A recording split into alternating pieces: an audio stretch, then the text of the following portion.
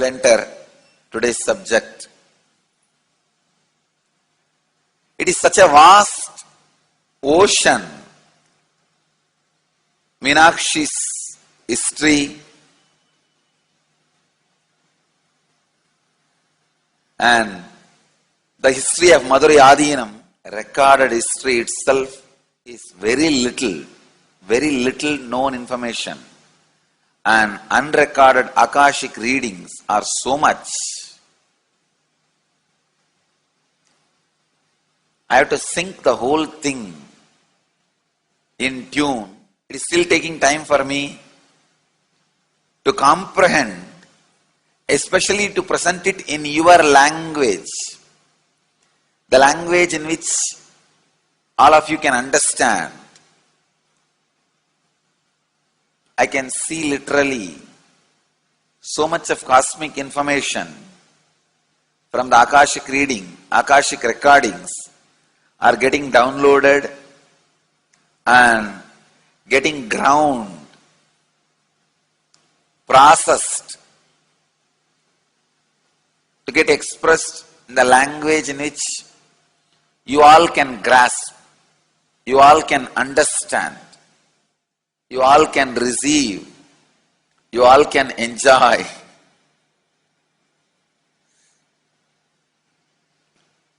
So it is taking little time. I'll answer some of your questions today related to this temple culture.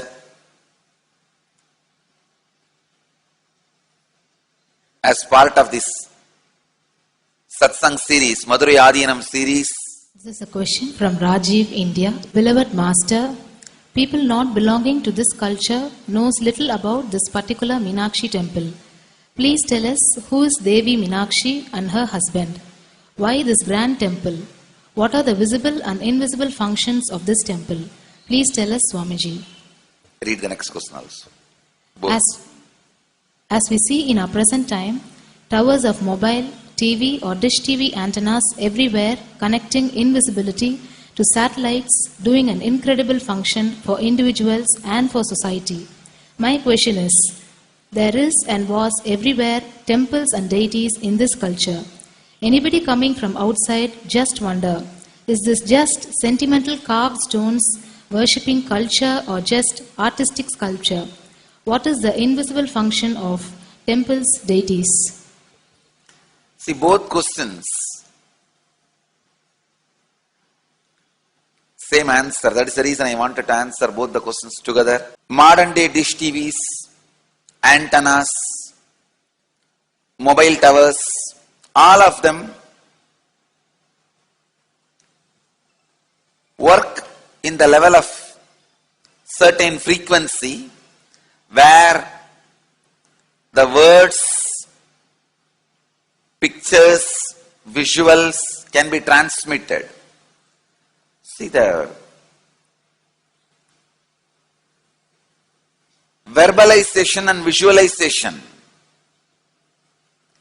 names and forms can be transmitted from one place to another place through these mobile towers, dish TV antennas. But the temple towers are created to transmit super consciousness from one place to another place. Please understand, in Meenakshi's time there was television, conscious television. It used to be in stone slab, and if you just sit in front of that stone TV, meditate, connect with Meenakshi, she will appear live and answer whatever you want.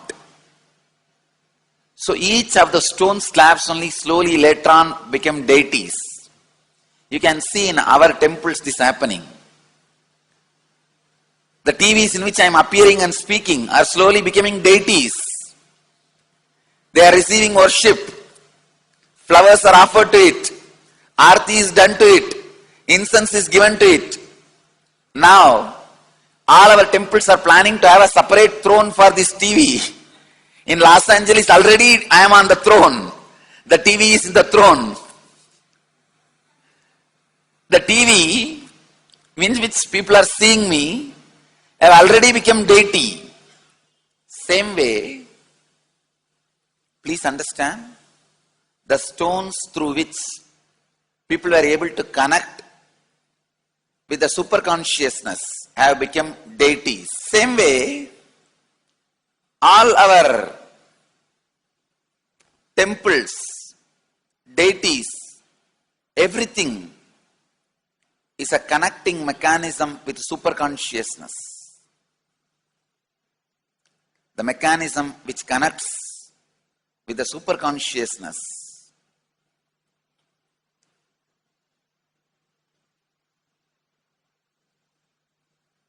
Please understand,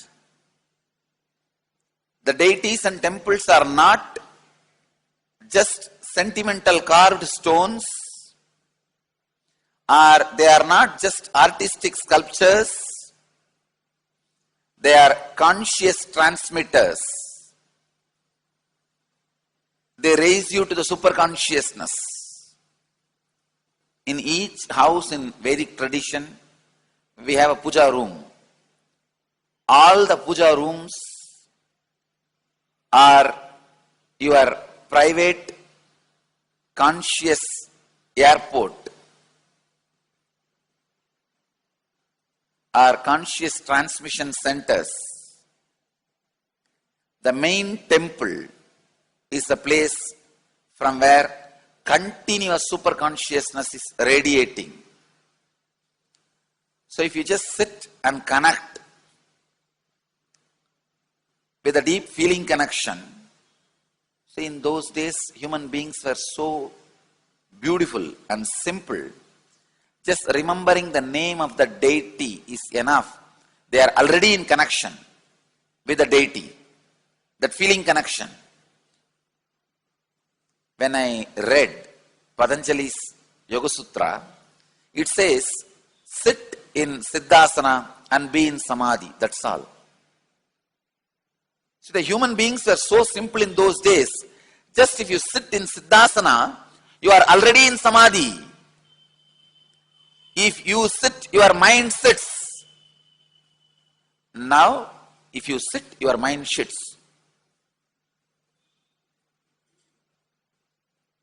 Mind is completely away from the body. In those days, human beings were so simple and intelligent. All the non-mechanical parts of their brain were awakened.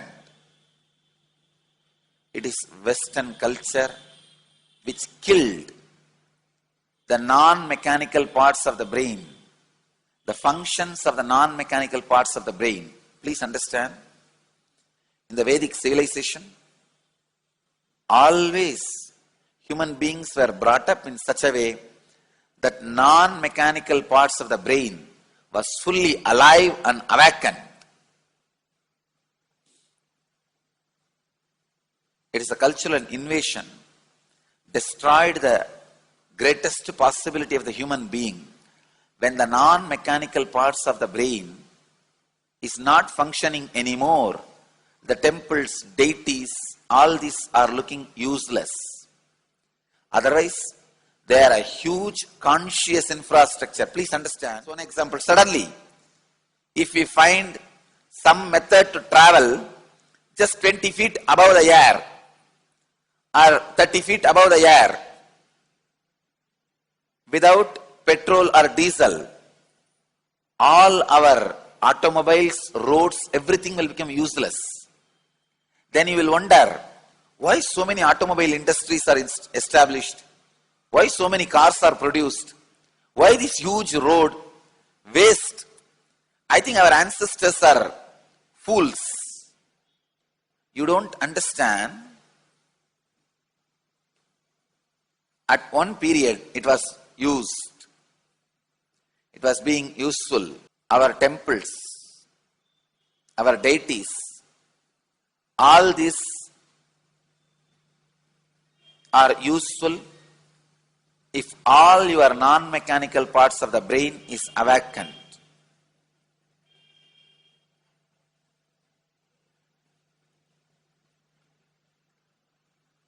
Unclutching is the process to awaken your non-mechanical parts of the brain. When your non-mechanical parts of the brain is awakened, you will understand temples, deities, how useful they are, how directly useful they are, how they are part of our life, how they enrich our life, and how they make human beings intelligent, enlightened. These are the methods created to create enlightened civilization.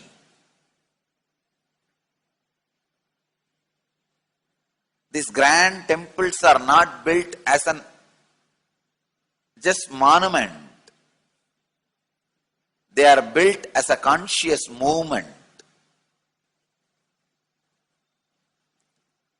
It is not like Egyptian pyramids, monuments. No. It is conscious movement to raise human beings to the highest consciousness, to make human beings experience the highest purpose.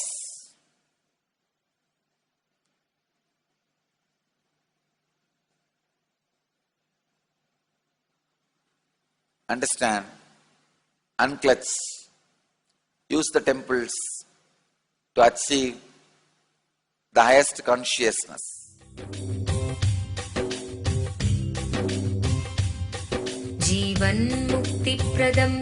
Paramahamsa Nityananda, a rare living incarnation, is named among the world's 100 most spiritually influential personalities today. Paramahamsa Nityananda has been placed alongside Dalai Lama, Nelson Mandela, Oprah Winfrey, Paulo Coelho and others by Mind, Body, Spirit, the world's top esoteric magazine from Watkins, London's oldest and largest bookstore.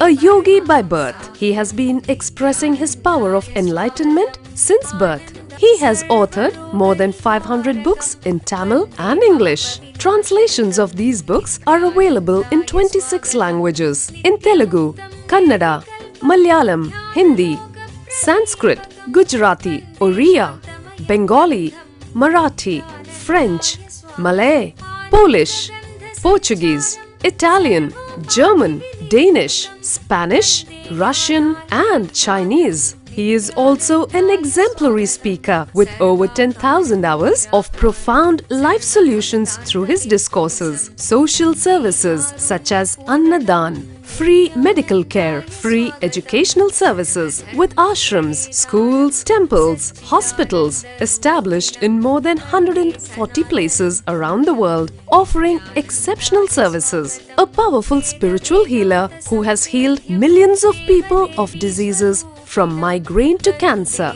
A Kriya Yogi who has formulated Kriyas for physical health and mental well-being benefiting thousands. A living master who offers practical solutions for our everyday problems. He is the founder and spiritual head of Nityananda Dhyanapeetham, a spiritual powerhouse who has revived the sacred Vedic tradition by establishing Vedic temples in places like Los Angeles, San Jose, Seattle, Toronto, Ohio, Oklahoma, Phoenix, St. Louis, Malaysia, Brazil, Paris, Guadeloupe, Dallas, New York, New Jersey, Atlanta, Calgary, Vancouver, Singapore, and places in India like Bengaluru, Hyderabad, Tiruvannamalai. A spiritual guru for 10 million followers, an incarnation who transmits the highest spiritual energy through initiation, a contemporary yogi who has revived the Vedic science of yoga worldwide through thousands of yoga centers, an adept in Ashtamahasiddhis, mystical yogic powers, who has effortlessly awakened the Kundalini of thousands and graced them with spiritual powers, a dynamic young guru who is an inspiration for thousands of youngsters. India's most watched spiritual guru online, a beacon of spiritual light who has triumphed over the forces of religious terrorism and political persecution. Paramahamsa Nityananda is an eternal Kalpataru, blessing the world with the boons of material abundance and spiritual enlightenment. He is the 293rd pontiff of the world's most ancient Hindu organization, Madurai Adinam. Nityanandaya swagatam Anandanubhavaswadam Sarvaroganivarakam Vande Papa Vinashaktam Nityanandaya swagatam Nityamuktam Nirvikalpam Dhyanaloka Pradipakam Vande Shantamayam Bandham